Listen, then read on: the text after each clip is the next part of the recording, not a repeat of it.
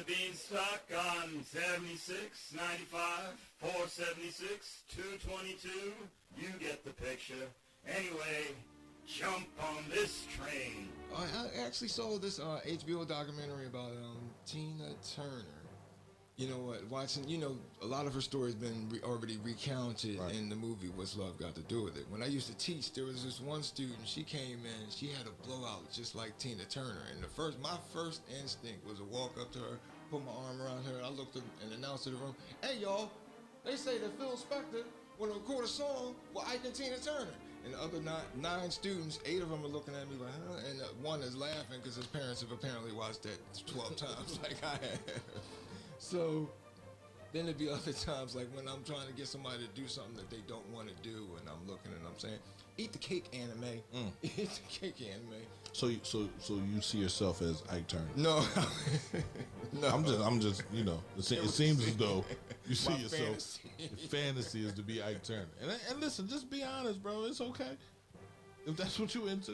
Documentaries I find are more intimate because you're hearing it right from the people that were involved in these experiences and the people that went through with them. So, yeah, I'm gonna stop quoting. Please do not quote an abuser, bro. I'm gonna stop. Yeah.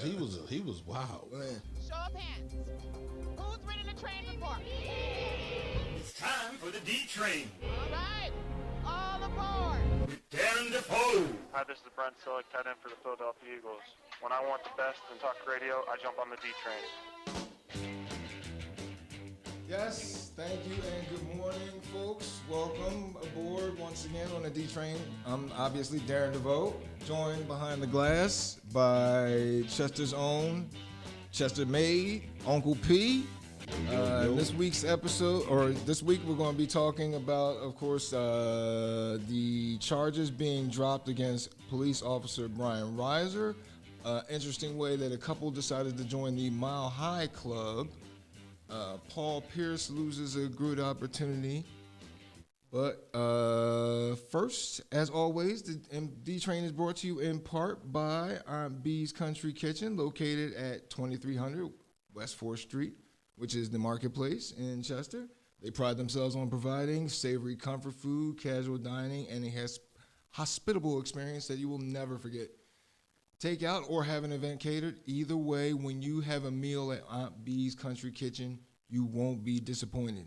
Go to auntbscountrykitchen.com to check out their menu and order, or call 484-474-6779. And when you pick it up, tell them you rode the D Train there. Aunt B's Country Kitchen, for food that you'll love. Yeah, you're going to be disappointed, though. Aunt B's Country Kitchen is closed today. It's her anniversary. Yes, it is. Oh, there Happy we go. anniversary, Uncle P. Happy and Aunt anniversary, B. B and Uncle Peabody. It's funny how I've been picking up relatives since I moved to this town. Right. Y'all go with your Uncle P. Right. She's Aunt B. And Right. I don't know. It's just funny to me. Well, you should pick up. Yeah. We're a family. I'm bro. Cousin Darren then. Can I go with Cousin D? He's No, Cousin you can D? be an uncle too. Oh, all right. Yeah, There we uncle go. too. Nobody said you can't be an uncle. Regarding the intro, when you heard our intro playing to today's episode. That you look up to abusers. No. Actually, I had a little breakthrough when I got home when you said that, because I was thinking to myself, no, there's no way I like to abuse. I mean, You like to abuse? there's no way that There's I no would way like to. that There's you would no like. to abuse because I'm far too lazy for that kind of endeavor. Like But that running. hair brought back those memories of you grabbing her. But I do like to pop off to somebody like a pimp, like to just talk that, so I would like that. So maybe you're an old 70s pimp. Yeah, there we go. Just mouth. Just I have no my pimp action. hand is no, yeah. You have a nice, Just put your hand up. You got a nice size hand. smack a couple bitches. Excuse me.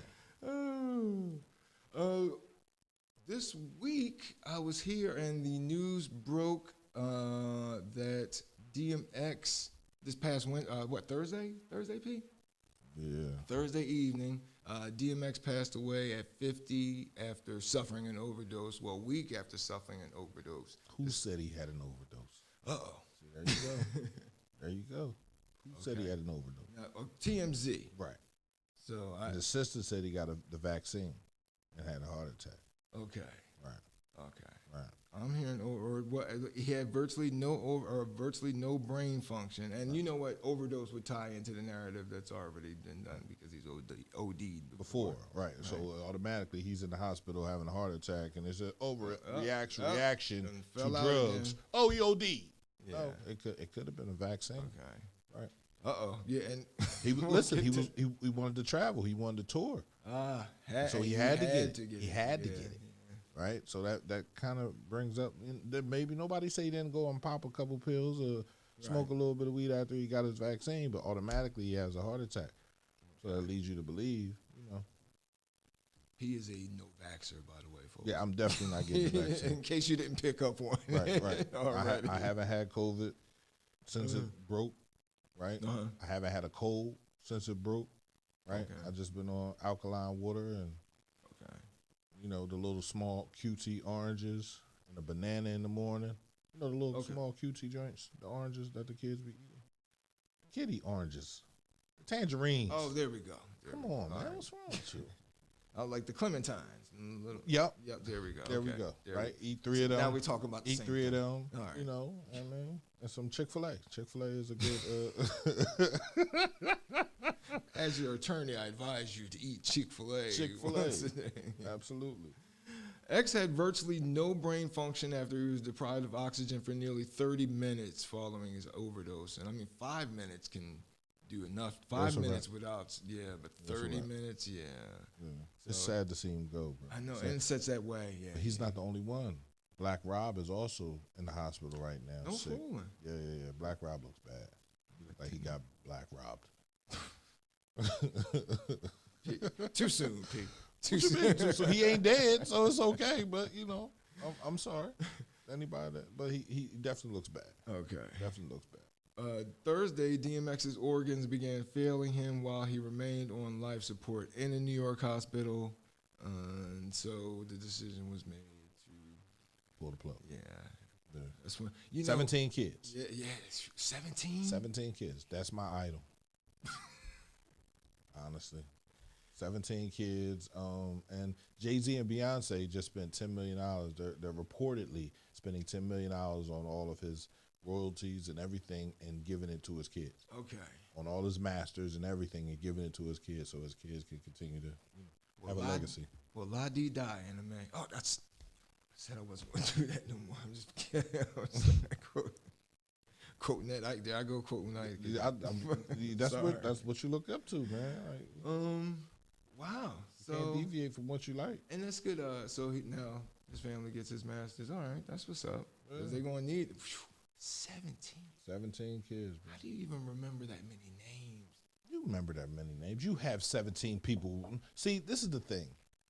Whenever they're kids, you want to make it so personal, right? How do you remember that many names? 17 people, you remember their names. Okay. All right? You just met me. You remember my name. You've been living your life for as long as you have. You can't say you don't know 17 people's names. Your mom, your dad, your uncles, your cousins, your friends, you don't forget their names. Maybe it's because I have no kids, so you don't have no kids? Yeah, I have no. Wow, you never wanted any? No. Yeah, you a pimp. Yeah. Seriously. I'm the most fun. I'm a fun uncle, but as far as I have a hard enough time feeding this mouth. I don't think I'd be able to keep up with it. Oh, so you're selfish. Yeah. Damn.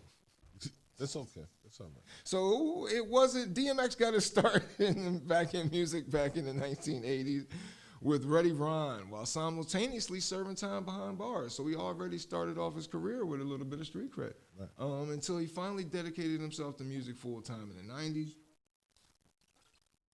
He eventually got signed to Columbia Rough House Imprint and appeared on records with Jay-Z. So that explains that connection there. LL Cool J, Mace, and even the rock band Sum 41. Yeah. It wasn't until 1998 that he truly broke out when he released his Rough Riders debut solo album, It's Dark Out and Hell Is Hot. And that gets you to thinking, when those first two, he came out with those first two covers, like the first cover, or Gritty and whatnot, but then that second cover, Flesh of my flesh. ooh, I'm looking like blood of my blood. catches the attention. I'll give it that. But I was worried a little bit about the brother back then. It's Dark Out and Hell is Hot produced 4 singles, including the well-known Get At Me Dog, How's It Going Down, Stop Being Greedy, and the track that's perhaps his best known, the Rough Riders Anthem, which became the song everyone played to get hyped. You know, there was this book that I read, the top rap songs of each year from Rapper's Delight until when the book was published, 2015, something like that. Rough Riders Anthem was the #1 song, and in each song he gives a little bio about the artist. Right. And so in that bio he mentioned that DMX's father had locked him in a closet during DMX's adolescent years, locked him in a closet for a month. It's got me thinking, whoa. That explains a whole lot.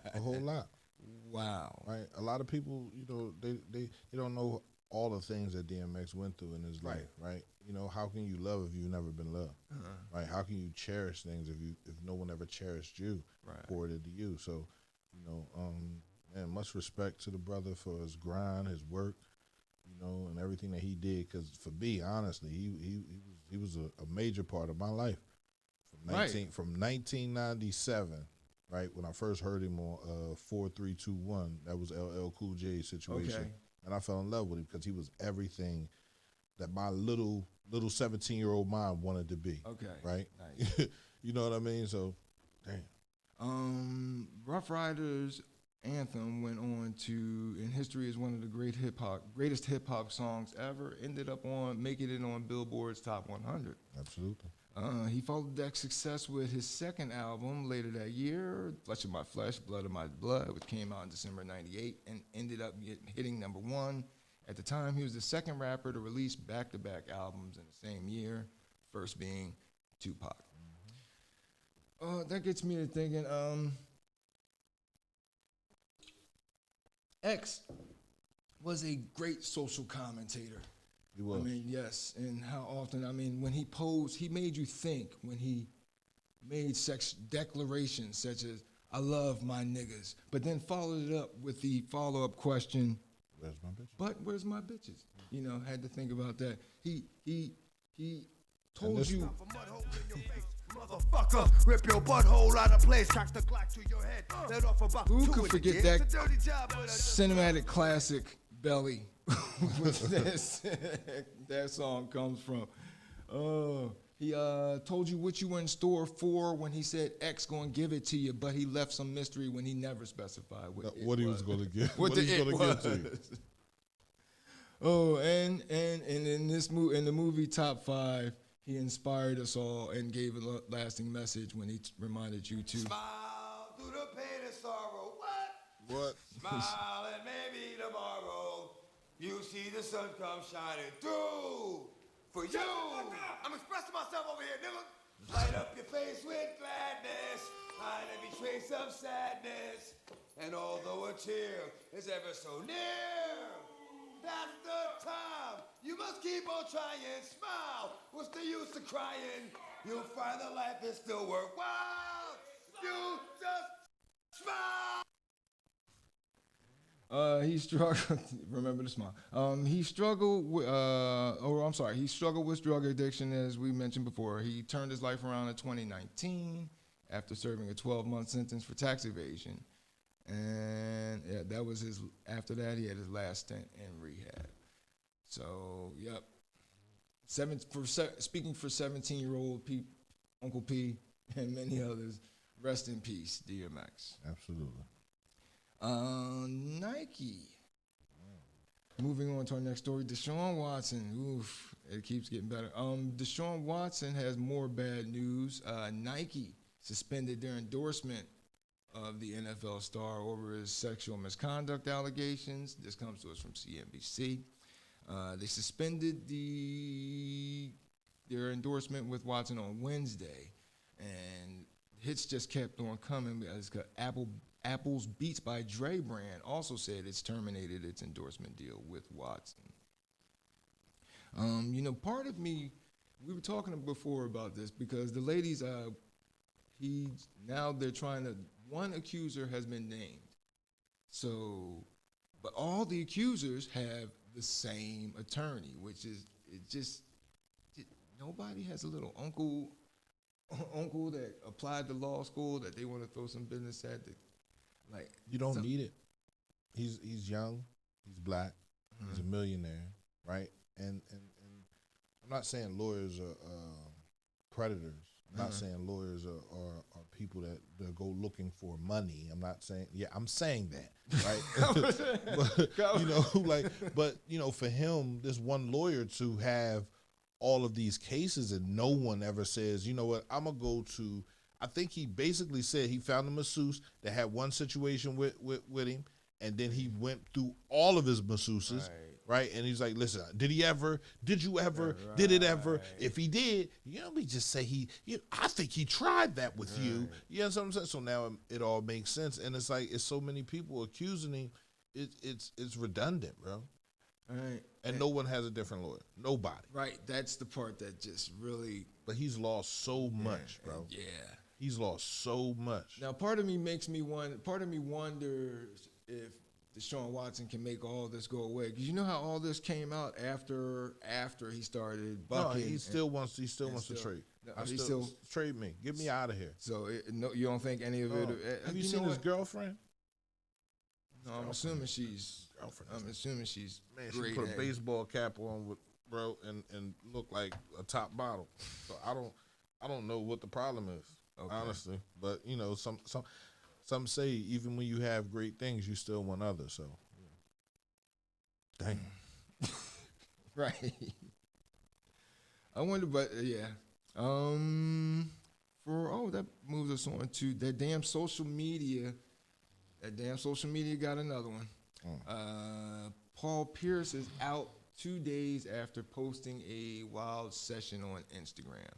ESPN is parting ways with ex-NBA superstar just 8 days after Pierce posted a racy twerk session with some scantily clad women on Instagram. They just handed him a good opportunity, and he just pooped all down. Pierce spent the past 3.5 years with the network, appearing on NBA Countdown and The Jump. Now, I can understand. How could you not take into account you work for ESPN, which is ABC, which are both owned by who? Disney. There you go. So anything with boobs, anything of that nature, like you don't want to be. Everything's got to be some old. You got to go like Ice Cube. You've got to go from F the police to where are we now? You have to make that transition to family type stuff. And here he is. I guess he just had to let everybody know. That's what they do on. That's this thing nowadays with the social media. But the ex-Celtics forward seemingly addressed the split on Twitter just minutes ago, or according to TMZ at the time. The big things coming. Stay tuned. Make sure you smile. Truth shall set you free. Well, there you go. If you smile, well, your heart is aching. What? Smile. Listen, I personally, I think basketball stars, basketball people, he wasn't doing anything that wrong or that crazy, but right. It's very hard for Disney to control the narrative of people that aren't used to living that type of. I have a life, so why can't I? On my personal page, right? I'm not on anything owned by ESPN. Right. I'm on my personal page, and I can't post where I'm at or what I'm doing. Right. I can't smoke no weed. I can't see some titty shake. I can't. No shaking. Mad shaking. Like, no, I can't do that. You but can, if I want to kiss another man, you wouldn't fire me for all the beans in the case. You would not touch me. You can't now. And I can tongue him down and sit there and lick on his neck and do all types of things on Instagram, and you would not touch me. Why? Because they're in now, I guess. It's not that they're in. They have people that fight for them. Okay. Meanwhile, we're just sit here and be like, oh no, that's what Paul Pierce gets. Right. No. There's nobody out there for the pimps. There's no union for the pimps. There's no civil rights group for the pimps. There's no, there's no these girls. They're working a job. This is a job. So What's wrong? It's a legal job. Right. He's smoking legal weed. Was he smoking? He was smoking. He was smoking something. Oh, okay. Saying he had a cigar. Okay. Right. We're not going to He implicate did have that it was weed. It looked like an actual cigar. Though. Right. He had a cigar in his hand. Right. But come on. But if I was to sit there and be kissing on Rick Fox, you wouldn't have no problem. You wouldn't have no problem. In fact, you're so brave. Oh my God! All these years, yeah. That's how it goes. Moving on. Oh, tried to kill two birds with one stone this week with regards to what I'm watching and what I've been reading. Right. So the movie Concrete Cowboy had just been released on Netflix, and as I was preparing to watch that, I remembered that I downloaded a copy from the library of a book with a similar theme about the stables in Philly. And then I looked up the name, but the book was called Ghetto Cowboy. So you can see a little bit why they might. In these times right now, you can see why they went with concrete for the movie instead of ghetto. Why? Because concrete is softer. It implies city without implying race. Ghetto implies race. Talking about race. Right. It's a movie about race. Right. But still, like in the title, Says who? Hollywood. You see what they did? Oh. They just don't want to make it an overly black movie. Right. So you but it's about black people. Right. I guarantee you it's about. Oh, yeah. It's assaulting white people in it, but it's more about black people and horses. Right. Which they found a dead one by Chester Park this weekend. They did? Earlier this, coming to this weekend. I think it was like Thursday or Friday, yeah. You want to see that picture? No. Oh, you going to run it? No. Okay. The book was based on the movie was based on the book by G. Neary. So what I did instead was I listened to the audio book, then watched the movie, especially to watch, the obligatory differences and the liberties that Hollywood will take when making when trying to dramatize a real life scene. Somebody that I knew, I was telling them about the book and the differences between the book and the movie. And they were like, why do they always do that?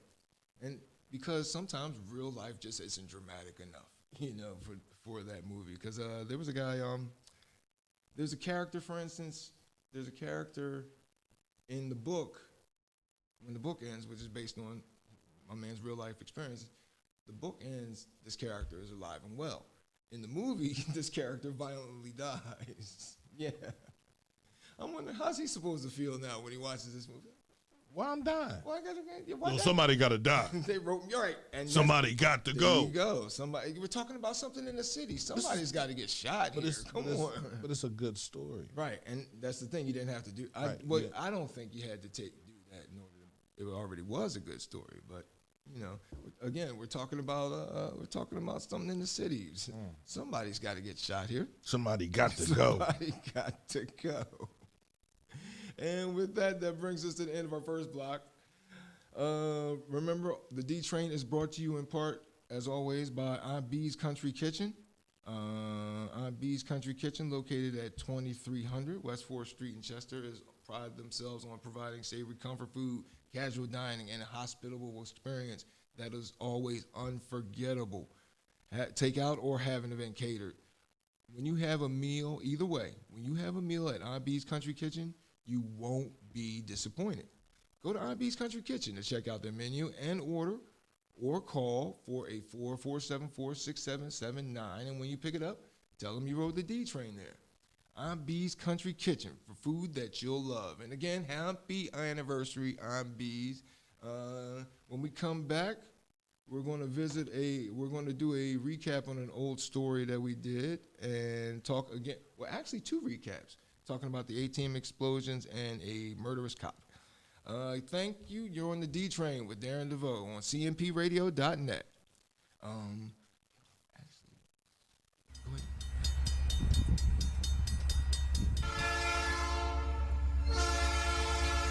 How are we going to handle this? I mean, this train's en route to pass through some highly populated areas. 700 level attitude, heart of the Italian stallion. Our last story is about something that is truly unique. This comes to us from the New York Post. Triphalia. You ever heard that word, P? Triphalia. Triphalia? Triphalia, yes.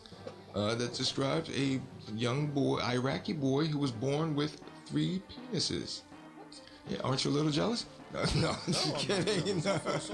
I know, right? This Iraqi child occurred from DeVoue is making history after he was born with 3 penises. His parents brought him to the hospital when he was 3 months old due to swelling in his scrotum. But when doctors examined him, he had something extra, namely a 2-centimeter member sprouting near the root of his primary penis, and yet another 1 centimeter long stub under his sac. I said, Dr. Shakir Salim Jabali, to the best of our knowledge, this is the first reported case with 3 penises, or triphalia. 2 other congenital aberrations, such as being born with 2 scrotums or anuses, which I didn't know. Yeah, I didn't know that could be a thing too. Like, whoa, oof, coming into this world a little with some baggage. To talk about. If you're wondering, folks, 2 of the babies, the 2 extra penises, didn't have urethras, and so doctors opted to surgically remove them. Oh, but you know what? What if he grows up and he finds this out? Like, what? I had 3. And y'all cut him off? Right, exactly. He's gonna be pissed. That's my thinking. I'm wondering. Y'all cut him off? I'm wondering. You were supposed to let me have them. Thank you, but I need to know where that oncoming train is. It's the D train with Darren DeVoue. Your engine, but it's my damn train, all right? Yes, it is your I'm train. the damn conductor. That's true. Hi, this is Sheldon Brown of the Philadelphia Eagles. When I want the best talk radio, I jump on the D train. Yes, thank you and welcome back, folks. We're on the second block, the D Train with Darren DeVoue on cmpradio.net. As always, joined behind the glass by Chester's own Uncle P. Yo. Thank you for joining me. Thank you for joining him. Thank you for joining us on this rainy Sunday morning. Then again, you know, April showers, May flowers, and all that. In this block of the D Train, we're going to revisit the ATM bombings. A guy who's got a go-to move, much like what was Kobe's go-to move? To the bucket. Yeah, sure, anything. He went to the bucket. The D Train. Remember, the D Train is brought to you in part by the Browning Group. At the Browning Group, they specialize in criminal and civil investigation, witness statements, surveillance, workers' comp investigations, and security guard services. The Browning Group also provides process serving of legal documents. The Browning Group, their services are designed to cater to insurance companies, attorneys, businesses, and private individuals. At the Browning Group, each case is conducted with professionalism and expedience, so you receive the best possible service at all times. Call 1-800-939-2978 or go to thebrowninggroup.llc.com and tell them you rode the D Train there. The Browning Group, give them a call. They'll process, surveil, and secure it all.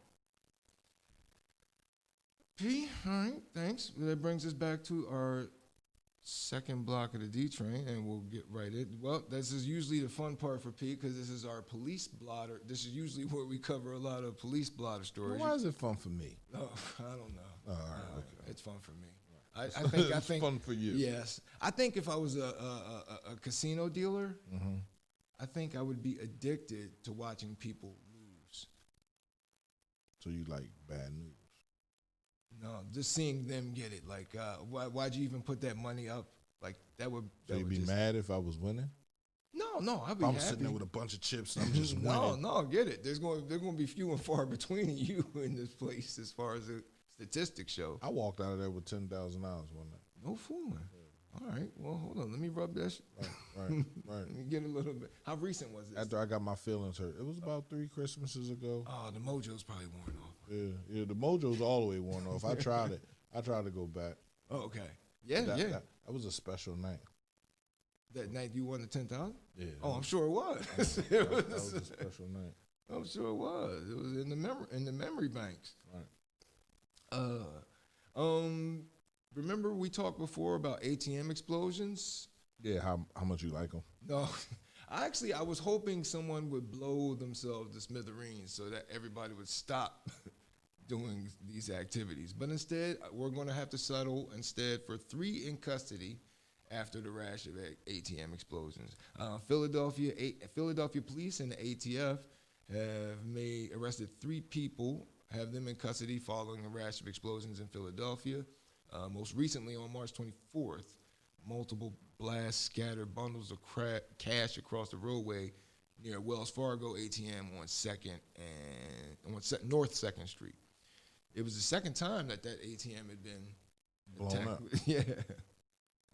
But they have those 3. They have 3 people in custody. But as hopefully this will be the last of these kind of crimes. Because I mean, like now that people know that you can blow up get some. What do they use to blow it up? Dynamite. You can buy dynamite on the internet. I'm about to look that up right now. Right. Dynamite. What's the price per pound? Right. You could probably get more dynamite per pound for your $1 than you can beef right now. Probably. I would not be surprised. We're going to stay. Oh, speaking of revisiting stories, former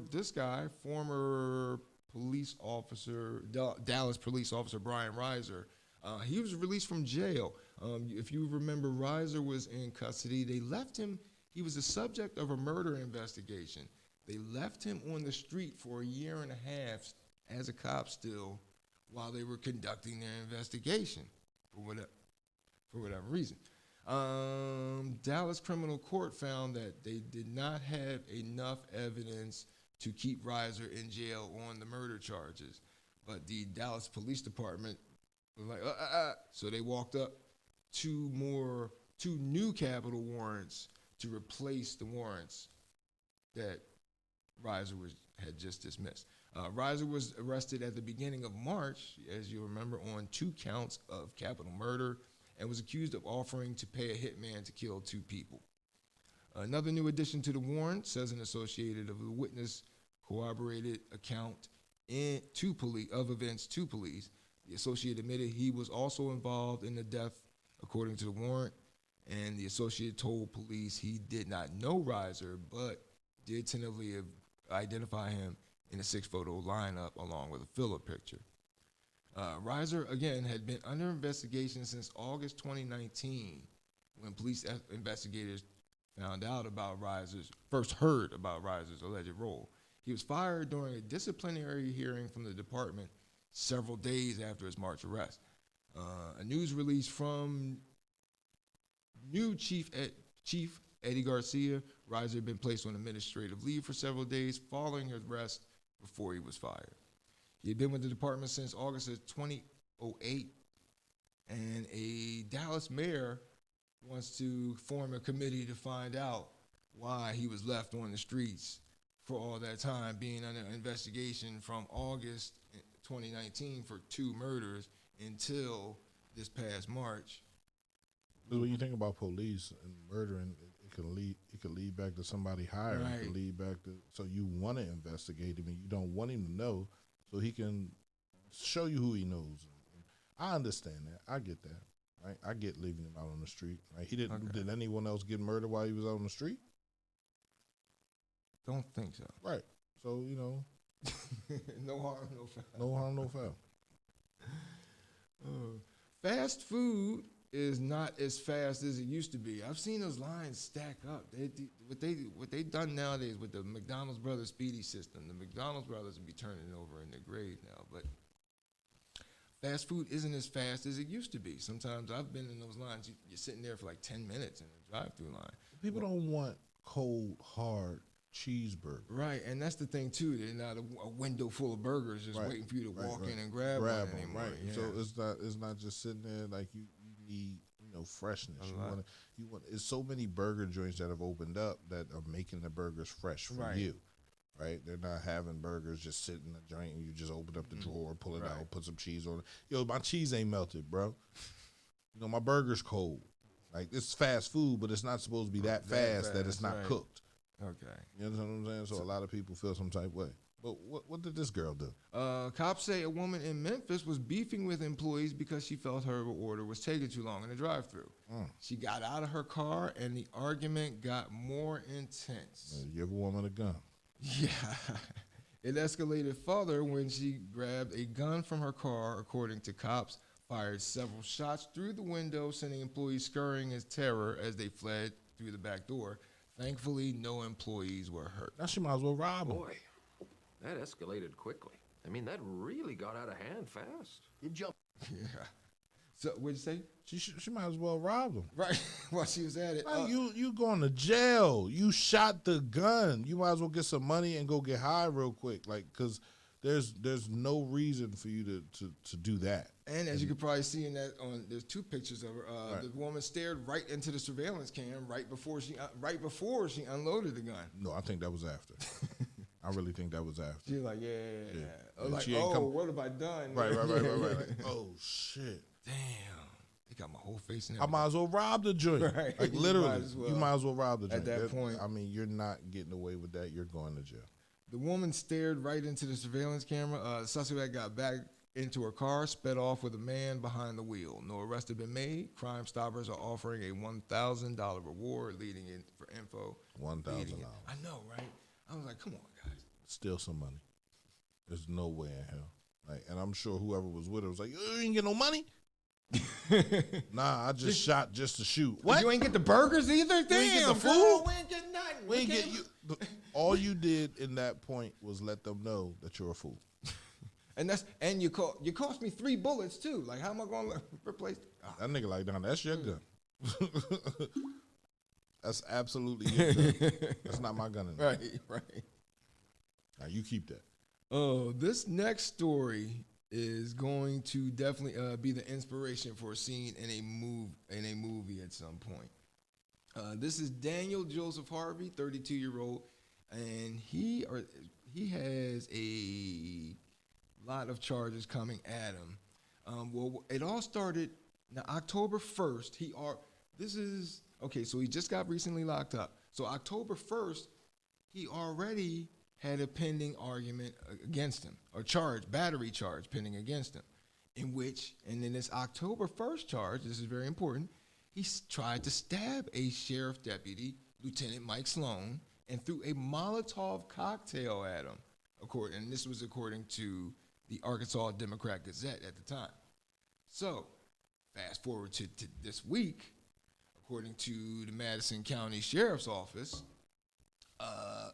Lieutenant Sloan sees a suspicious vehicle pulled into the parking lot of, and you'll love this, the Madison County Holding Facility at around 10:40 a.m. Sloan made contact with the driver and then recognized him as Harvey. And then that escalated quickly. I mean, that this is really an escalation here. So Sloan steps out of the car, brandishes a knife. And remember, he tried to stab Officer Sloan, or Harvey tried to stab Sloan before. Jumps back in his car and speeds away. Right before he sped away, according to Sloan in the incident report, he stated we were after him and federal arbitration were after him. So Harvey then jumps in his car, pulls down a few blocks with Sloan in behind him. Harvey stops his vehicle after a short distance, gets out, and tosses a Molotov cocktail again at Sloan. Deputy, as he was exiting his patrol car, the Molotov cocktail ignited on the street beside the officer's vehicle, at which point Harvey exited his vehicle brandishing a machete.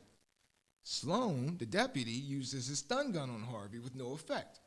Harvey re-enters his vehicle, drives away, with officers now in pursuit. Harvey makes a turn, goes a few blocks, stops, gets out of his car, and throws another Molotov cocktail. So now we're up to 2. Harvey jumps back in his car, gets on a short chase right near the highway, gets out of his car again, and lights and throws another Molotov cocktail at officers. gets back in his car. This went on for 3 more tossings. So he had 6 tosses? He said 6 tosses at cops. Wow. Which got me thinking, Jesus, how much did you bring with you? I mean, he bought a whole case. He was set to go. He was ready to go. Oh. Wow. So 6 Molotov cocktails. he stopped at several locations on streets in Huntsville throwing Molotov cocktails at patrol vehicles. This is in Pennsylvania? No, this was in Huntsville, Alabama. Oh, yeah. Well, that was just a crazy Friday night. Yo, you're crazy, bro. Yo, I almost shot you, but then I had to think about it. Hey, we only shoot black people down here.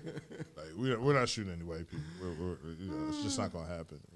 At one point, Harvey is accused of sideswiping a Huntsville Police Department cruiser before leading officers again on a high-speed chase on Highway 23, and ultimately, this is my favorite part, pulling into his own driveway, exiting the vehicle. I'm home, bro. It's a game. I'm safe. I'm safe. Yo. He eventually complied with officer commands to drop the machete and was arrested. Wow. They ain't shooting. Right. There He you ain't go. get shot. After throwing... And 6. They found 4 more Molotov cocktails in the car. 10. Yeah. He had 10 bottles of fucking vodka with towels in them, ready to throw them at whoever, and he didn't get shot. He didn't get a leg warmer. He didn't get shot in the foot. Nope. He didn't get shot in the shoulder. And don't forget the machete. Yeah. And he had the machete. Man, and I can't even. You have and I'm gonna look that up. The Marine sergeant, the brother that was in the army that got pepper sprayed at the gas station. Right. I saw it last night too, and I didn't get a chance to look it up. But he didn't even get pepper spray. He got tased. Right. So they say. right. So they say. It didn't work. It didn't work. Since when the taser don't work? You ever been tased before? Yes. I have too. Yes. And it worked on me. And it worked. So I needed and a new pair of drawers. I'm a big dude. Yeah. And it worked on me. So why wouldn't it? You said you needed a new pair of drawers? Yeah. Well, you shitted yourself? No, I ain't pissed. I pissed. Oh, I ain't pissed. Yeah. I ain't pissed myself. I had to go anyway, so that didn't help. He was drunk. There you go. There it Oh is. no. There it is. We gotta go home now. Damn. Sad. Yeah. It's sad that I pissed myself? No, sad that he didn't get shot. Yeah. Sad that he didn't get at least one. Which is, that is insane. Because when you get tased by police, they have hooks that go inside of you. Uh-huh. They're like fishing hooks, and then Yeah, they grab they tight. stay, And then man, listen, they had to bring the ambulance to take him out my back. Oh. He finally complied. Oh, I forgot to run down his charges. Mr. Harvey's charges. He's facing 2 counts of attempted capital murder. There you go. Rightfully. 4 counts of terroristic acts. 1 count of aggravated assault. 1 count felony of fleeing. 1 count of arresting. He's at the register. Okay. 1 count of speeding 50 miles over the speed limit. 1 count of leaving the scene of property damage accident, and 1 count of reckless driving. Man, they're gonna drop all those charges. You think so? The capital murder joints, they're gonna drop them, right? He didn't hit a cop car. He didn't set a cop car on fire. He threw it at the ground, right? I was just out, man. And a girl pissed me off, and I just said, fuck the system. I just wanted to have that moment of fucking the system right. I'll take 2 years and probation. And as you've already mentioned, this is a Friday in Huntsville, Alabama. Right. Yo, come on, man. Your brother was last week throwing Molotov cocktails at his girlfriend riding down the street. Like, come on. What's wrong with you? Oh, man, I just wanted to feel some liberation, Wow. Fellas, this next story will make you think. Pete, you ever had you drop your lady off at work, you see that male coworker looking at her, trying to make it just a little bit too friendly with the chatter. In your head is the guy. You're like, I got to keep an eye on that. Well, sometimes you definitely got to keep an eye out for it, because in this story, this is according to the Tulsa police. This here is Justin Arthur Ray Davis, and he was arrested for stalking a former coworker, trying to kidnap her and shooting her husband. Davis had been stalking the victim for over a month after he resigned from the mutual workplace. We don't work together anymore. Now we can be together. Oh, you know what's sad? I feel like people don't pay enough attention to these type of situations. Right. So run it down for me. Okay. So he'd been stalking the victim he resigned, stalked her for a month. Then she made reports of Davis sitting outside of her apartment and leaving candy and food on her doorstep. At that point, as the boyfriend, I'm fucking him. At that point, as the boyfriend, I'm fucking him. You helping him out. At that point, as the boyfriend, Yeah, I'm fucking him. yeah. Because there's no way to explain this behavior other than Right. you want her Right. and you can't have her. So I need you to back all the way the fuck up, right? Because there was an incident, where a partner of mine had said something to someone else, I could use a joint in a drink, and the nigga went out and got her a joint in a drink, and I'm like, you accepted that from her? Right. You feel me? And this was her landlord at the time, so it wasn't a whole lot. I said, you took that though. Okay. No, I don't want that. You tell him you don't want it, right? Because why do you need him to provide those things for you? Okay. So You feel me? Well, I'm sure she was rejecting these She was accepting it. Yeah. She was accepting it. She was playing along with it, right, at first. Okay. Because part of me wonders, was he led along? Yeah, he was led along. She laughed at his joke. You're so sweet. Oh, da-da-da-da. And you can have a conversation with somebody and lead them to believe that there's an opportunity for them to be more than what they really are in your life. Well, you shared a funny story. I'm going to share my little funny story real quick. I was seeing a coworker. I started seeing a coworker. She was in a long-term relationship. Right. Broke up with the guy. Right. They were apart for about a month, and then we started seeing one another. That's not for long enough. Okay. Yeah.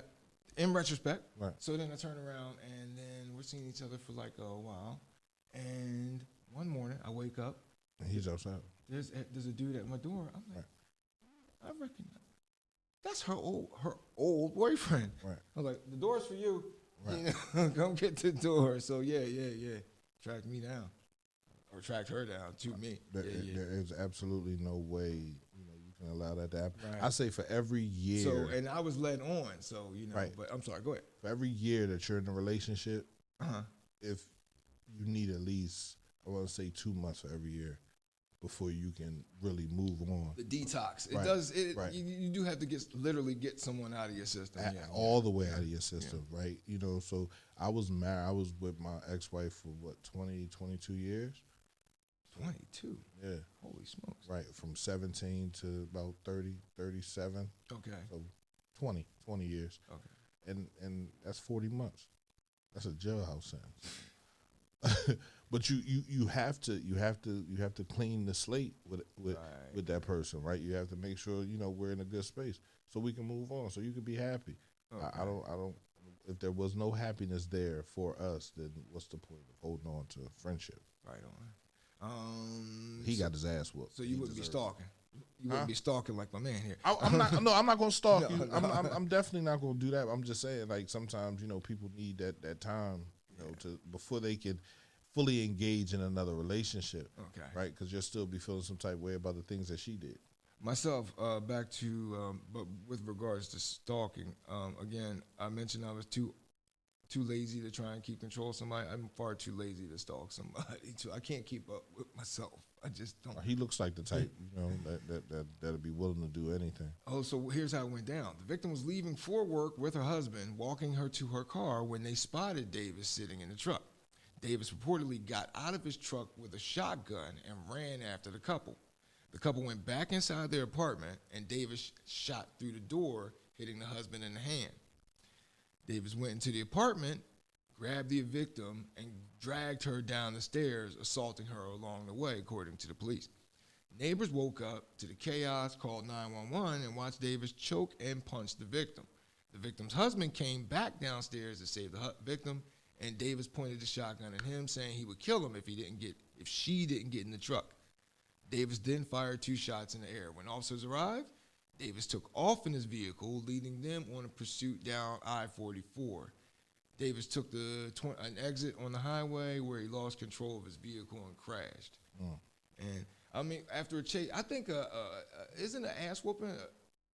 Isn't that obligatory from the cops? Like if you send them on a chase, I always thought that's what company policy. So did they whoop his ass? No, well actually he was taken to the hospital, treated for a laceration to the head.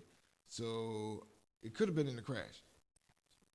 It could have been in the crash. Yeah. They would have been picking his body up the moment I see him get on. You have a stalker that's I'm getting a gun license, or you are, honey, and I'm gonna fire the gun when he shows the fuck up, and I'll give you the gun back. Like we're going to take some gun lessons. We're gonna learn how to shoot, because if he's charging at us with a shotgun, you know, he needs to get in 2 legs, right. pop, pop, right in the legs, take his legs right from underneath of him. He needs to be helped out, and then hit in the hand, make him lose the gun, drop the gun. That's crazy. Botox and bubbles. You ever heard of that, folks? Botox and bubbles. Botox and bubbles. Well, if you haven't, this comes to us from the Florida Times-Union. This is 47-year-old Nelson Amilcar Torrin of Orlando. He would host these Botox and bubbles parties. He would bring the Botox, apparently, and provide injections into people. The bubbles was champagne provided to patients, and that Torrin also indulged in. There was another article that I read where he was actually drinking 4 Locos while he was treating people, but he was doing it without assistant or sheriff's office director Mike Bruno. Mike Bruno said he was doing it without appropriate insurance and to protect his clients, and without the appropriate certifications. He was willing to let his clients take a risk so he could get paid in cash. Now you've heard, I've heard, there's been stories, wasn't there was a guy, there was a trans person that was, had a murder charge in Philly a while back, for she was supplying injections, butt shots at parties, and a person died from that. But I don't understand why you would take a body-altering. I mean, it's bad enough doing plastic surgery in the first place, but to do it some kind of way without someone that doesn't have a license, I don't know. A license? Without a license. I drive without a license.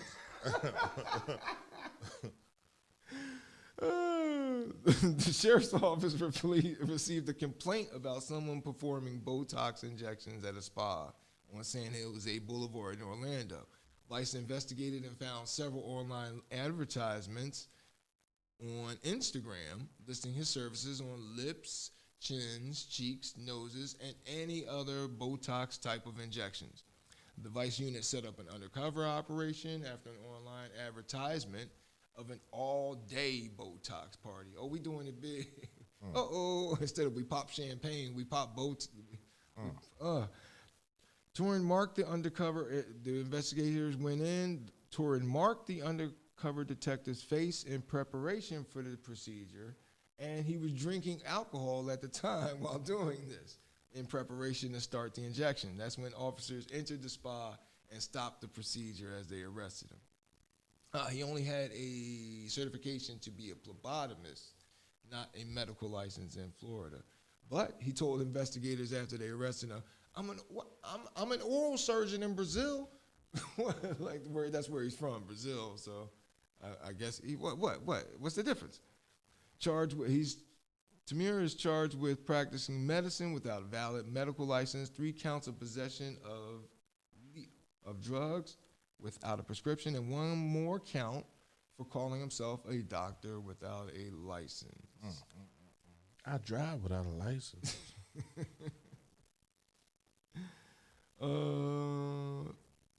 This next story comes to us. When that Botox slides under the skin, I forgot that. When the Botox, it gets to sliding under that skin, like you ever seen somebody with that stuff? It moves under the skin and they get to looking like the blobfish, it reminds me of that in the very least. So the blobfish is a person. That's that's what you take. I think that's what you take the chance on looking like with Botox in general anyway, let alone. But they say Botox helps to stop migraines. Yeah. Now I've heard it talked about for multiple uses. Right.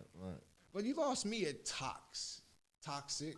Botulinum toxin. Right. Yeah. That's the name of it. Yeah, you lost me at that. That's what I can't.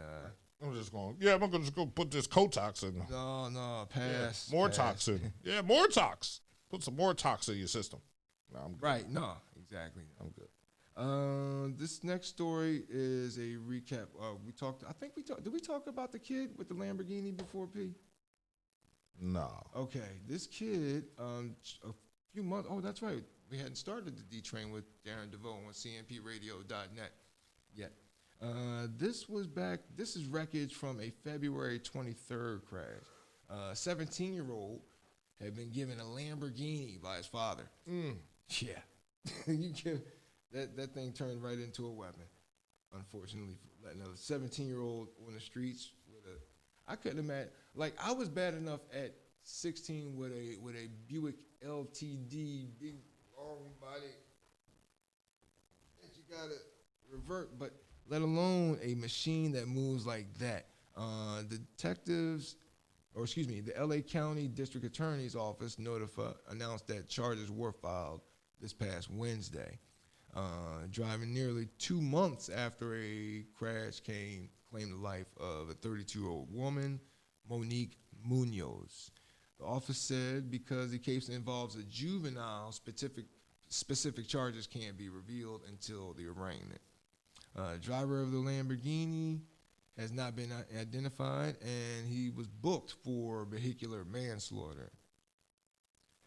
This comes after, in the weeks since, the family of the woman, of Miss Munoz, had been calling for justice. They held several protests calling for charges to be filed against the teenage driver. And the family was also critical of the teen being given keys to a Lamborghini. Why not buy him a Mercedes? You can buy him a Bentley. Right. These are cars that are not sports cars, but more like they speak to the people that your are status, of that profession. They still show your status with more sensibility. More sensibility with the amount of miles, because I think a Lamborghini goes up to 280 miles per hour. Why does it need to go that fast? I mean, it's a fast car, and if I was a smaller dude, I would get inside one because I like to go fast. Right. I like to drive fast. So as you've mentioned. Yeah. Countless times before. Right. My cousin taught me how to drive by putting me on the highway and said, go. Oh, nice. It wasn't a whole, literally pulled over so you'll get in the driver's seat. Get on the highway. I said, what? Yeah, go. So I went, right? And you've been going ever since? Ever since. Ever since. He said, go ahead all the way up Philly. I had to drive all the way up Philly, right? First time ever driving. No form. Right. So for me, it had to drive all the way back. Okay. Right. So, for me, it wasn't regular lane driving that got me. It was highway driving. Okay. So I always compare, that to, driving on regular streets to highway driving. Okay. I'm gone. I'm running through this light. But I would never buy my 17-year-old son or daughter a Lamborghini. Right? If I have the money for a Lamborghini, I have the money for a Mercedes. I have the money for, and you can a put Bentley. And you put a kid behind that thing. He's trying to break the sound barrier. Yeah, he wants to see how fast he can go. Oh yeah. Not knowing that he's gonna go fast into a car. Yeah. With someone else. And you can see he obliterated that car, bro. Yeah. That car, that thing damn near tore through the car. Yeah. Well, this next story is going to be a little more lighthearted because this concerns this gentleman, 59-year-old Kevin Wayne Van Leuven. He's a home inspector. Was a home inspector. He was asked by property owners to inspect it. He was asked by buyers to inspect the property.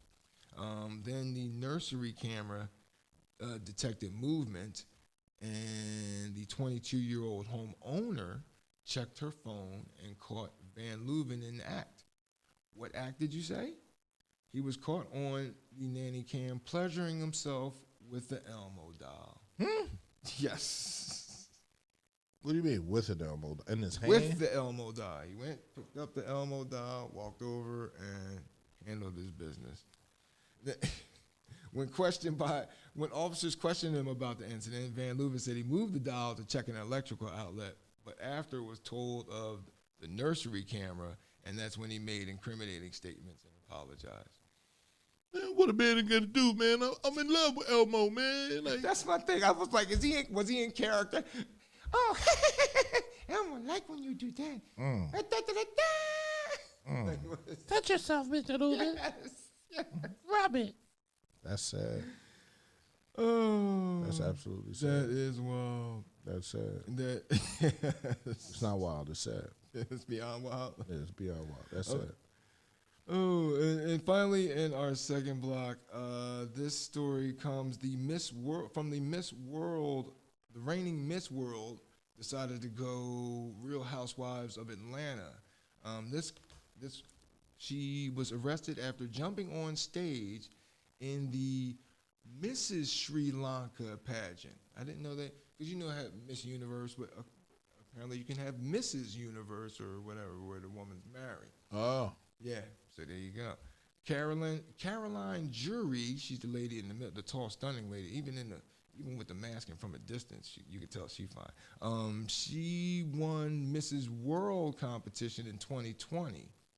She's accused of jumping onto the stage and hurting Pushpika De Silva, who won Mrs. Sri Lanka at a televised pageant this last Sunday. After De Silva was announced as the winner, Jury jumped on, according to the story, Jury jumps on the stage, snatches the crown off her head, then walks over to the first runner-up, gives her the crown, and declares her the winner. And so De Silva denied being divorced in a statement on her Facebook page. She said, being apart is one, divorce is something else. I'm still an undivorced woman, so I guess she's separated. Jury was arrested along with model Shula Padmindra, and they were charged with simple hurt and criminal force. They were later released on bail, and the two women will be in court on April 9th. I think they'd have to have, on Monday, organizers of the pageant said they would return the crown to De Silva. I don't know, I'm guessing a little history between the two for her to go. I don't think it was just about the fact that she thought that Mr. Silva, I don't think Jareen thought she didn't take her actions just because she thought De Silva was married. There's some history there. I can't stand that bitch. She knows she ain't married. She went and look at her celebrating. Snatched that bitch's crown right off her head. It was something else. On Monday, that's our last story in the second block. Look at me, I couldn't see it in the. But as always, the D Train is brought to you, community radio at its finest, folks. Happy Sunday morning. This is only you, though. This is only you. They specialize in criminal and civil, at the Browning Group, they specialize in criminal and civil investigation, witness statements, surveillance, workers' comp investigations, and security guard services. The Browning Group also provides process servicing of legal documents. They're an full service, insured and bonded private investigative security and processing firm. They specialize in all sorts of services all throughout the state of Pennsylvania. With each case at the Browning Group, is conducted with professionalism and expedience, so you receive the best possible service at all times. Call 1-800-939-2978 or go to the Browning Group LLC and tell them you rode the D train there. The Browning Group, give them a call. They'll process, serve, secure, and document it all. You're on the D train with Darren DeVoue on cmpradio.net. And there's no break. I know, right? Yeah, and no there's break. No break. This right. guy's There's no break. Actually, you know what I was going to say? Nope. This could be the break right now. No, it can't be no break. There is no break. There is no break. Oh, wait. I forgot to give you a third intro. The Mad Greek is. There is no third intro. You didn't send it to me. That's right. Right. Yeah. Okay. So there we go. So the Mad Greek is yes. right. Yo, See. Oh my God. Oh man, this one. What are you looking for? Why are you looking for water I was thirsty. All right. There's no way you're thirsty. You done drank on that water like 4 times in the last hour. The water's actually, I killed it. Well, almost. I probably have enough maybe to last through this last second. Oh, that's sad. That's absolutely sad. Why is that sad? Because of this. How you drink a whole thing of water in an hour? Really? You don't drink that much water? I'm not that thirsty.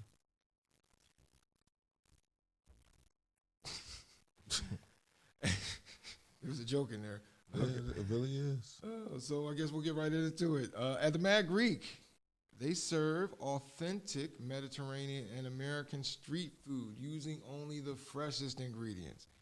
You can choose from their appetizers, which include falafel, stuffed grape leaves, their salads, sandwiches, which include the delicious beef gyro, lamb gyro, or I like the pork gyro. Sorry, P.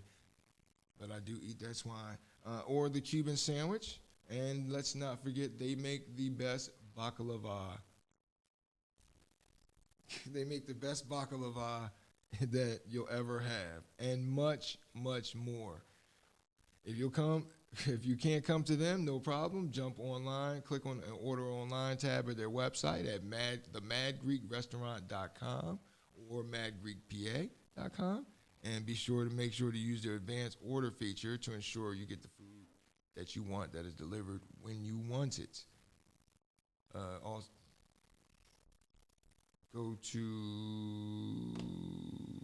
located on that's my fault. Located in Chichester Avenue in Marcus Hook, Pennsylvania. The Mad Greek is delicious and freshness, guaranteed. And when you get there, tell them you rode the D train there. Damn shame. Tripping over his own shoe. And I can do that, too. I can trip over my own feet. Damn shame. This is why I need a secretary. I do. Huh? I need or either that or supervision. One or the other. I don't know. Why you need a secretary? Oh, I can't keep up. Can't keep up with what? All of it. All of what? All of it. All of what? It's all coming in. It's like 30 months. Or maybe can I blame it on the ADD? You have ADD? Have you been diagnosed with ADD? Have you been given the medicine for ADD? Many, many moons ago. You don't take it? Blame it on yourself for not taking your medicine. Well, actually, because back then, taking the medicine, I would have been... Or for ADD? Attention deficit disorder? Yeah, the Ritalin was what they hit me with back then. Yeah. No? You think I need to go back on it, is what you're implying? That's what I'm smelling. I mean, you're sitting there saying it's the ADD. You're blaming the... Oh, damn. The disease. Well, I did hold it up there. I did. Fuck, like if you were prescribed some medication, it would possibly help you the fuck out. Then I can understand you always sipping water. Okay. Right. We'll start off our third block with a little ray of sunshine after all the stories from the second block. This is Tashira Jones, and she won the mayoral race in St. Louis. This comes to us from stlouistoday.com. Tashira Jones used to serve as the St. Louis. She's used to serve as the St. Louis comptroller or treasurer, and she had launched a lot of initiatives stressing financial literacy throughout the city, and so she made a name through herself at that position, and she actually faced off against another woman for the position. So either way, St. Louis was going to have a female mayor. She defeated Alderman Kara Spencer. And said Spencer, I'm proud to be a citizen of St. Louis tonight. The Treasury was my opponent, but she is not my enemy. The people of St. Louis have spoken, and I pledge to support the mayor-elect, Tashira Jones, to move our city forward. Speaking of, you know what, though, that lady in the picture off to the side, you ever watch those people during the press conference when they're signing? I want that job for just one day to just go in there and raise a little heck, just making all kinds of It's simple because they're doing because there've Are you been making fun of people that? No, not making fun of, but there's been can't stories. hear. There's been stories there where people have gone in. They're supposed to be these interpreters at press conferences, But they're not. and they don't. They say the wrong things. They are. I guess they misspeak. But in this instance, they're using their. They mishand. They miss. Yeah, there you go. They missign. They missign. I love the facial expressions too, but I know I wouldn't make fun of people that aren't. I mean, you said you just want to go in there and Listen raise up, heck. listen up, deaf people. No, I wouldn't be walking. You say you want to go in there and saying raise that. heck. That's the only way to raise heck is to go in there and start some trouble. Oh, speaking of voting, this next story concerns our former. Speaking of voting, our next story concerns voting expansion. We talked for a couple of weeks now about how Georgia, for one example, has been trying to restrict voter access. Kentucky governor just signed a bipartisan bill expanding voter access. Legislation passed by the GOP-controlled legislature comes as, again, Republicans in other states push for more voting restrictions. Kentucky law establishes 3 days of in-person voting, 3 days of in-person early voting. It also keeps in place some of the emergency measures implemented due to the pandemic, including an online portal for absentee ballot registration, absentee drop boxes, and voting centers where residents from any precinct can vote. It establishes a process to cure deficient absentee ballots and require a gradual switch to equipment that can process paper ballots. And the law gives state officials authorities to remove individuals from voter rolls if they have moved away and registered to vote in another state. So, there you go. That's a little I thought they said expansion. I thought they were allowing cats and dogs to vote. No, and see, here's the thing, though. It's funny that you say that because Kentucky already had some very highly restrictive voter laws in the first place anyway. So, they just loosened. It was like a good analogy to come up with at the moment. But, yeah, they already were running a pretty tight ship. Yeah. Right. So they could afford to loosen the ties. Let's loosen it a little and let make some it look like, circulation right. And that's the thing. You make it look like you do this, especially right now with times like they are in the first week or second week of the Chauvin trial. You look like, We're trying to do some things. Yeah, we're doing the right thing here. Yeah. Great job. This next story you've heard about. We've talked about reparations. How about reparation? Singular. This comes from KTLA 5 in Los Angeles. A century ago, a black couple built a seaside resort for African Americans. But then after building the seaside resort, they suffered harassments, and eventually they were stripped of the property by local city leaders. And so this Friday, city officials said it's the city's intention to return this property. They told a news conference, and that was at Bruce's Beach, as the resort used to be known.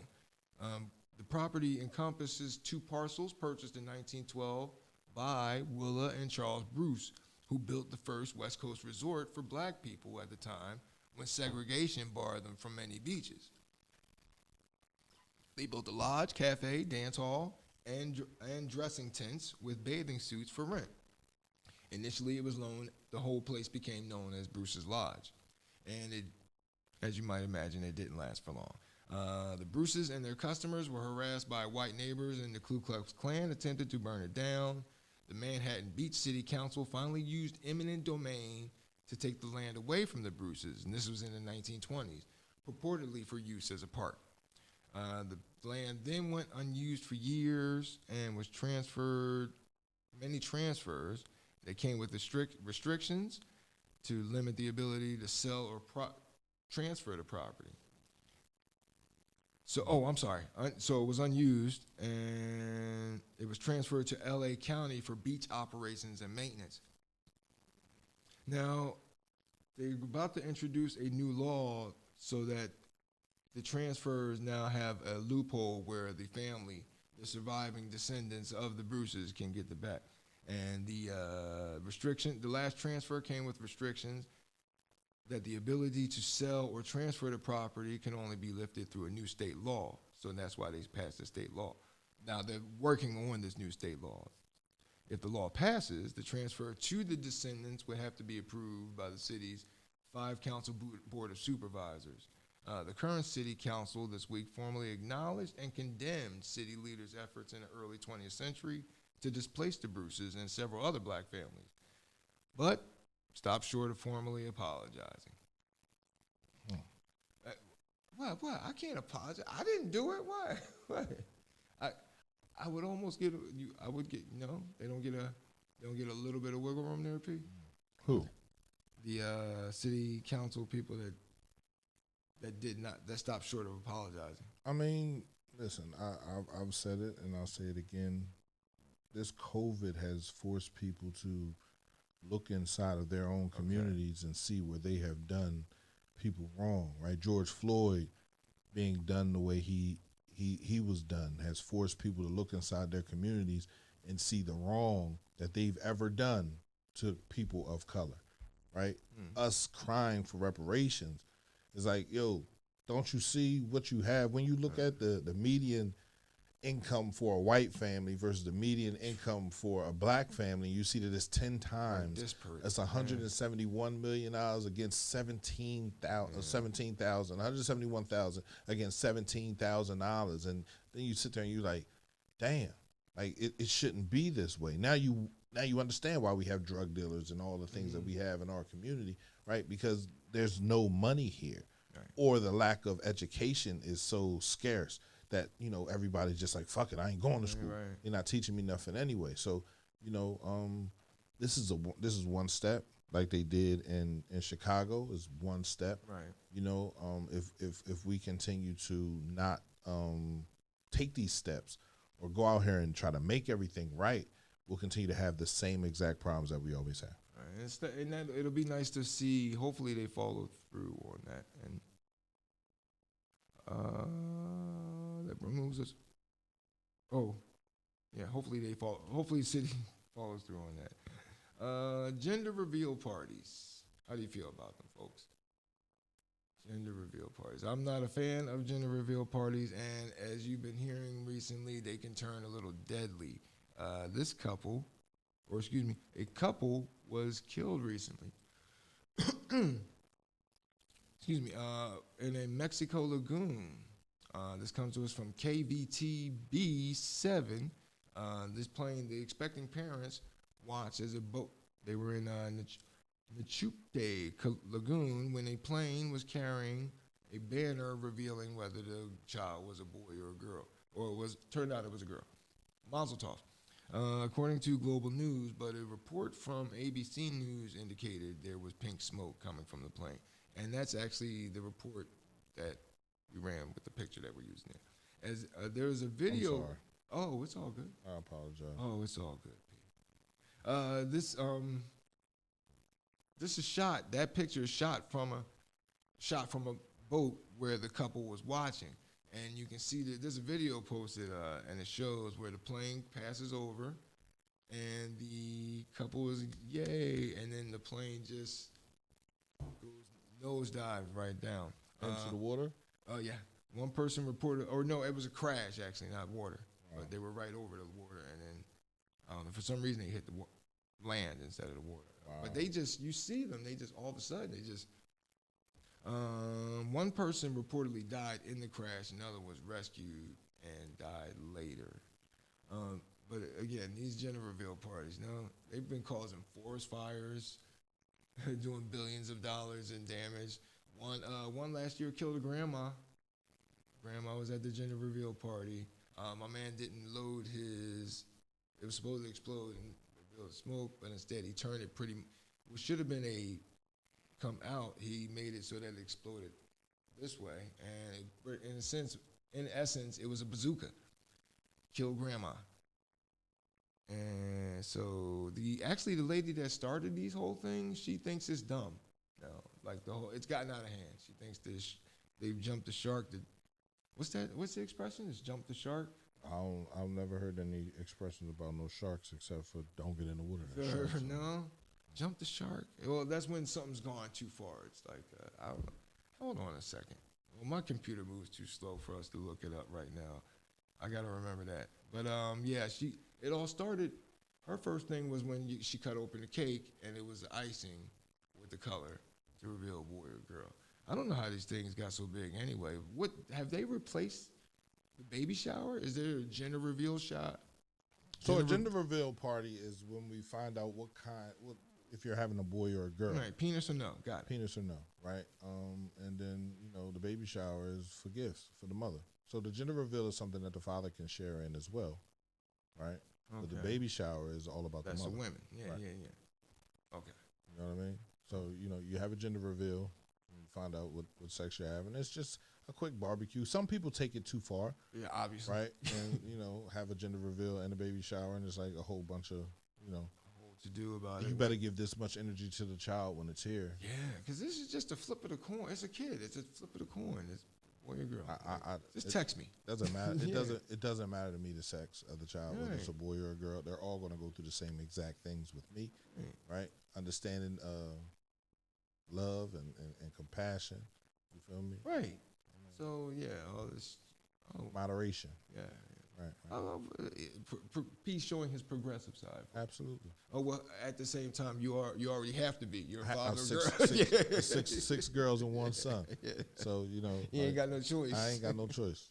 The universe has spoken. Yeah, it has. I'm a girl maker, right? Wait, is that no? I just lost my place for a second. Give me one moment, folks. Oh no. See, this is what the secretary would have been on top of. No. Oh. Our next story, actually, it's funny we talk about making babies because our next story is about a couple who decided to join the Mile High Club in a very eventful way. This is brought up on A&E's Sex Sent Me to the ER. TLC's Sex Sent Me to the ER. This is William and Leslie, and they decided to take their adrenaline junkies who decided to take part in a skydive. They've been together for over a year. And they kissed on the way up, getting in the mood.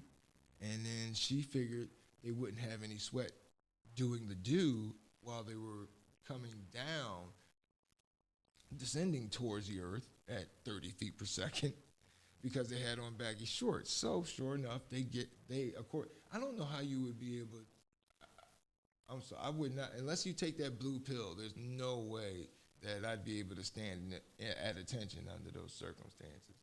But they were doing it. Apparently, they looked at their timer. Timer was saying, you're getting too close. So he pulls her chute and then pulls his own. Her chute opens up, breaking his nose. He comes down, and when he touches down, she thought he was dead because he had to lay there for a moment. William had severe pain in his groin, and they went to the emergency room. William, then with the pain in his groin was revealed to be severe bruising.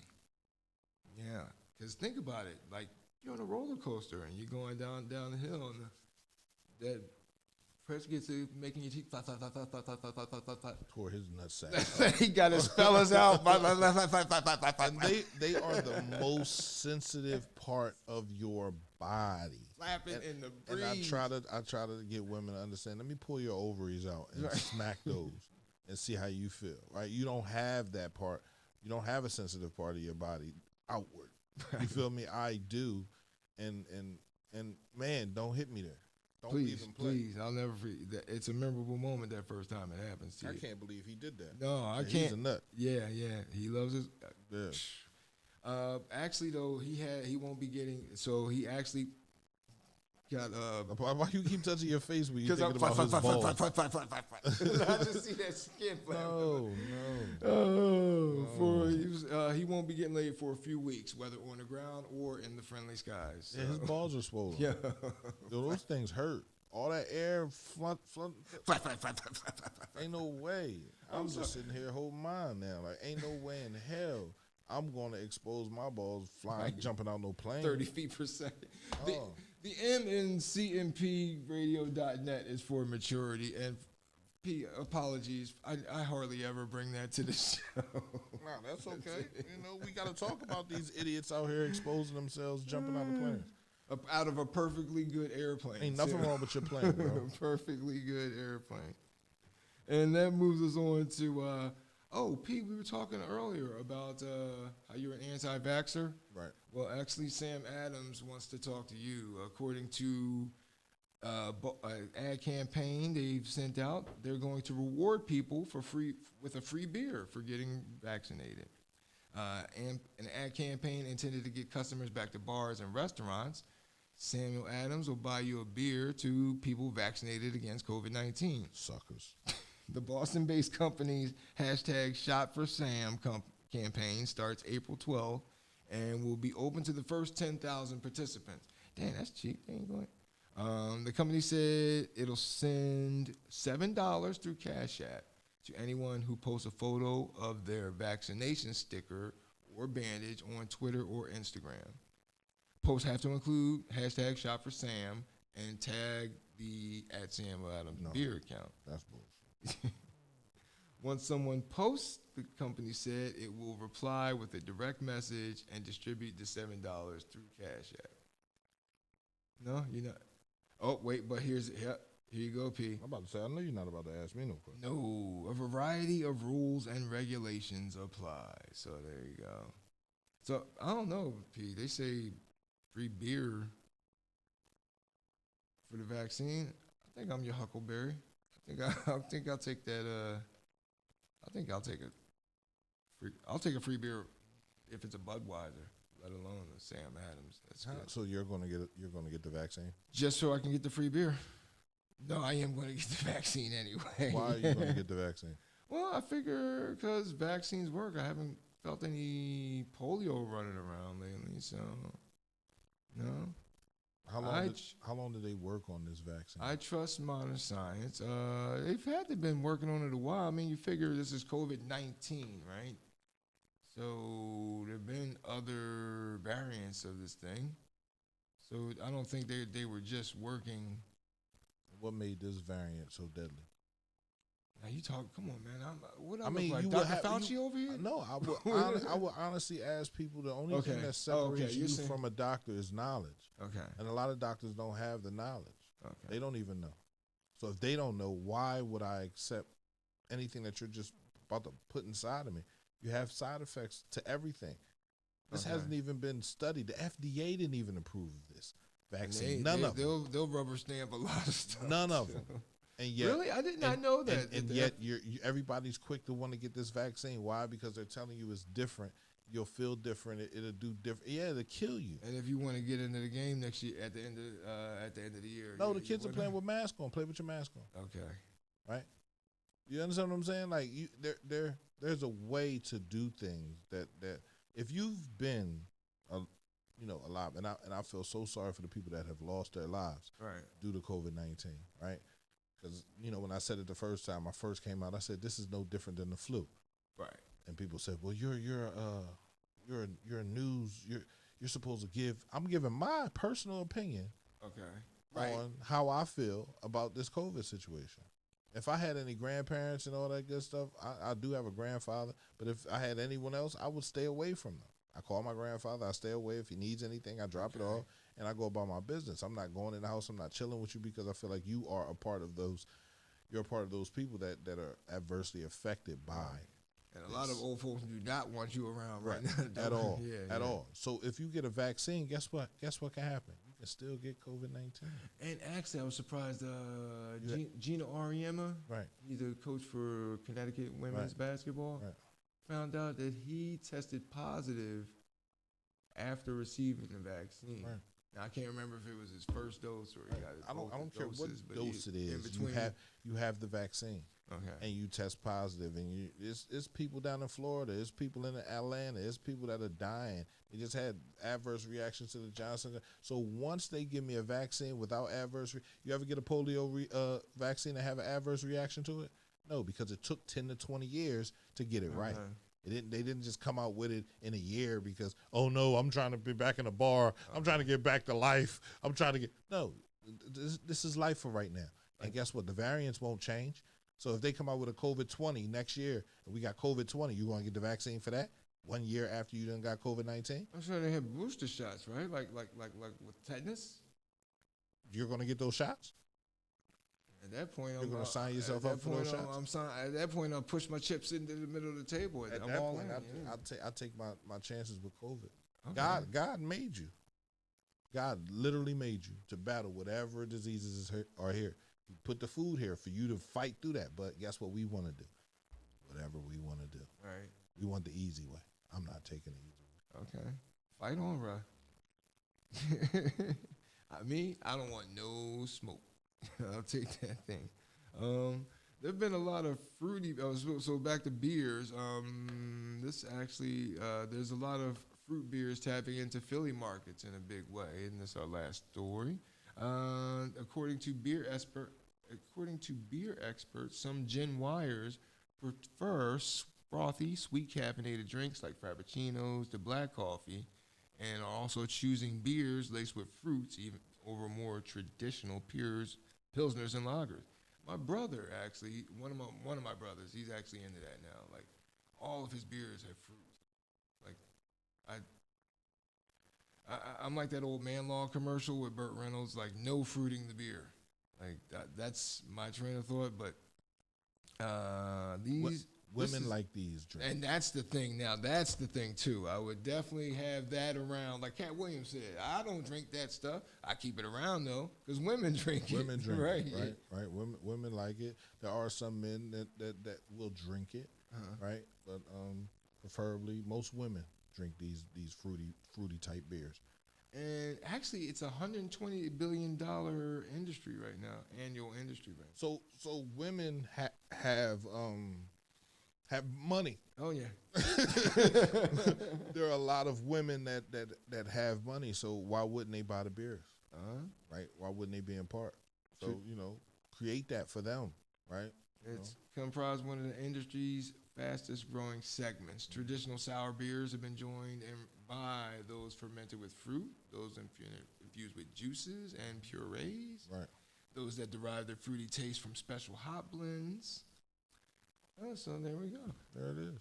And our last story, going to clear up a long-running mystery for you. We talked about fast food earlier with the Burger King lady, but this story here, you ever go into the McDonald's and wonder why is the ice cream machine when I want that, especially me because I always want that McFlurry, the McFlurry or the Shamrock Shake. Like I always get in the mood. Oh yeah, the Shamrock Shake. It just holds a positive childhood memory thing. I think that's what that is. But yeah, I like the Shamrock Shake or the McFlurry. The McFlurry machine is always down. There's a former employee.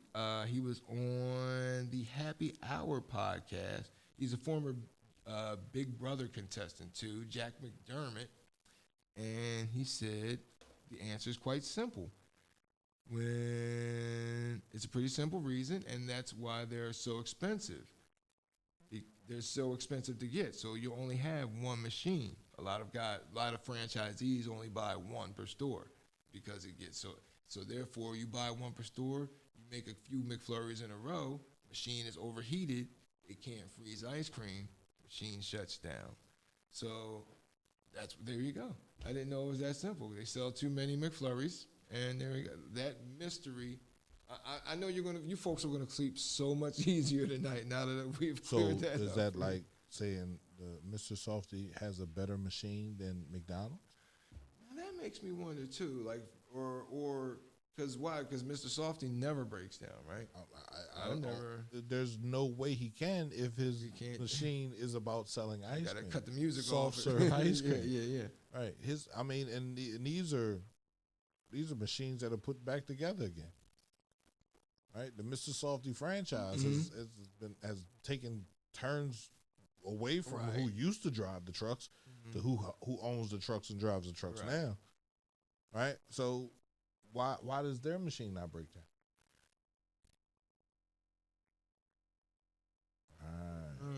Right. Well, you can't fit a machine. I would think It's that a the soft McDonald's machines are still, they look too large to fit into a truck. Yeah, but I would think that no, they would fit. So it's too much machine. You're bullshitting. Yeah. Someone's bullshitting me. Someone's playing. Who's bull BS&P? And Stand up. Honestly, I think it's McDonald's. Okay. I think they don't train their employees well enough to clean the machine when it breaks down, or how to put them back together after they're done. I think you need someone there just for the McFlurry machine and milkshakes. And actually, funny you say that, because there was another explanation on Twitter that said that employees just don't want to clean it. They don't want to clean it. Yeah, Man, I'm not cleaning that shit or tonight. like you said, probably weren't properly trained. Right, I'm not cleaning that shit tonight. We ain't making no more. Second shift, come on, no McFlurries. Yo, our machine down. Bitch, your machine ain't down. Like, don't lie to me. Don't do that. And I really feel like, McDonald's as a human services department, as doing the right thing, you should make my fucking McFlurry when I ask for it. Oh yeah. 24/7. Oh no. Oh wait, you mean to order, right? Yeah. Rather than with the machine just waiting to break down. It's not broken down. Okay. There's no way. Oh, you saying they got to make it happen? Make it serve me. There's no way possible, bro. I think the machine takes too much time to break down at night and too much time to build back up for the daytime. Okay. You got to clean those parts and all that stuff. So it's a tedious process. Right. So you need to make that process less tedious. Okay. Like you said, too much machine. Too much machine. Okay, there we go. Got too much machine. And with that concludes today's run of the D Train. Thank you for joining us on this rainy Sunday morning. No better way to start your week off. Right here with the D Train with Darren DeVoue on cmpradio.net, joined by Uncle P.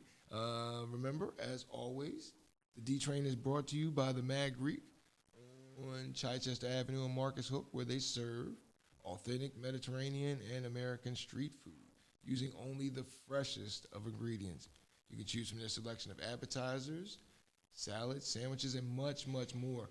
I forgot to mention, their wings. There we go. I'll bring those in. That's a safe thing to try with P as far as Greek food. Not if they're in there frying pork. No, the pork is on the spit, I believe. Yeah. I don't care where it is. As long as pork has entered the building, you going. As long as the pork ain't near the fryer. Okay. I'll try the wing. There we go. No, okay. I'm not. Call, click, or order at the Mad Greek. They specialize in delicious Greek and American street food. To contact them, go to themadgreekrestaurant.com or call 610-494-0400. And when you get there, tell them you rode the D Train to get there. The Mad Greek, deliciousness and freshness. Is that it? Yeah. All right. Wait. Oh, shoot. Oh, that's right. I didn't give you those breaks. Damn, I suck. You are like the absolute worst. I am in the weeds, man. You've had off all week. All birthday. Right. Happy birthday. Thank you. Right, you had off all week. Right, you could have literally gotten all of this show done in the 7 days it takes for you to do a show. From Sunday to Sunday, you could have gotten everything done and had everything. So this is what I'm gonna charge you, because we're on a month.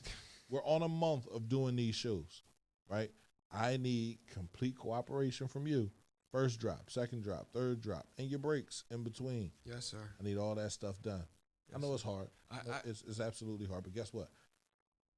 I work with you on Sundays to make sure this thing rolls without any breaks, and you can't be giving me the breaks. Slacking. Right. So tighten up your game, bro. Anime. Actually, in my defense, I was Ubering all week too, though. I didn't just take off for where I was Ubering. No. All right, well, there we go. So there we go. I tell you what, I'm gonna go home and work on this. I said an hour. You got to give yourself an hour. Like, if you want to be, anybody wants to be great at something, you have to practice. Right. You have to work. You have to make sure your body is able to do what you need your body to do the things that you want. And I got to change my diet. I need more energy. Right? And the station's open. You can come here. If you feel like you can't get it done at home, you can get it done here. Here we go. I'll give you a key. Yeah, I don't know about that. No. I'll give you a key. You come through here. It's all about growth, bro. It's all about growth. So we'll be bringing on some new people, man, hopefully. Get some help up in here, man. It's cmpradio.net, man. It's D-Train with Darren DeVoue. Catch us every Sunday from 9 to whenever we're done with the show. Yes. Right. Be safe, bro. Be safe, bro.